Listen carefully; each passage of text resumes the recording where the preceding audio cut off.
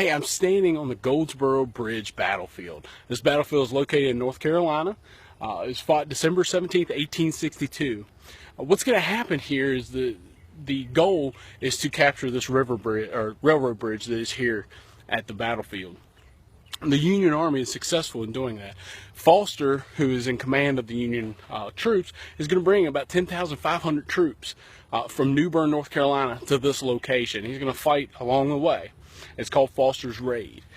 When Foster gets here, he's going to face the 51st and 52nd North Carolina, who, as I spin around, are behind me.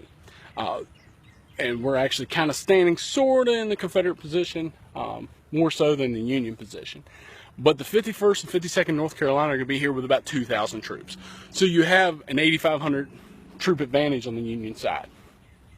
Back over here on this ridge, there's actually railroad tracks. The 17th Massachusetts is going to attack right there. What's going to happen, though, is the fire is going to be so heavy from these North Carolina troops that are here in this field and coming out of the woods that the 17th Massachusetts is going to have to hug the embankment just to keep the fire off of them. It's a heavy fire, and they're in trouble because the Confederates are right on top of them. There's a path if you come to this battlefield. The battlefield trail is only 7/10 of a mile. It's not very big at all. But there's a path that takes you up to some earthworks that are still here, that were here during the battle. The original earthworks were in 1862 when this battle was fought. The earthworks were occupied by Confederates at that time. However, in 1865, Union engineers arrived here and captured the city and captured this area. And they actually extended the earthworks out farther toward the town and had a right angle on the earthworks at the bridge. The Union Army is very successful in burning the bridge here. Obviously 10,500 men versus 2,000. As I said, it's an 8,500 man advantage. They should be able to crush the Confederates here. It is a sharp fight, and the Confederates do have to give up the field. Once the Union Army burns this bridge, the Confederates try to extinguish it. To keep that from happening, Foster's artillery is going to come up, and they are just going to pound the bridge. They're going to keep that structure on fire. They're not going to let the Confederates get anywhere close to it to extinguish it.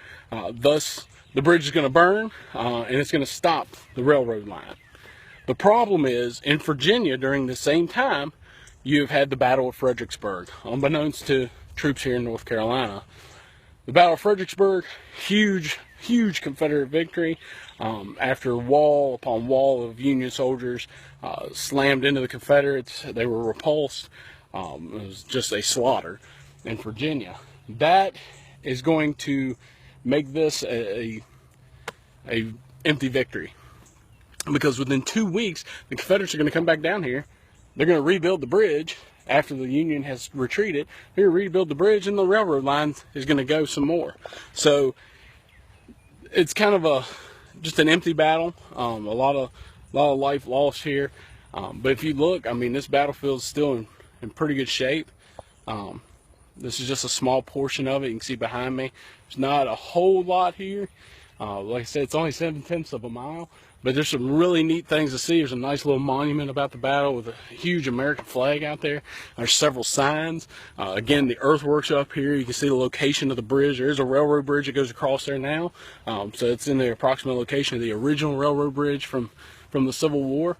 And it's a nice path. I mean, it's really well maintained. So come on out, see some more Civil War battlefields. And again, this is the Goldsboro Bridge battlefield in North Carolina. Hope you learned a little bit. Thank you for watching.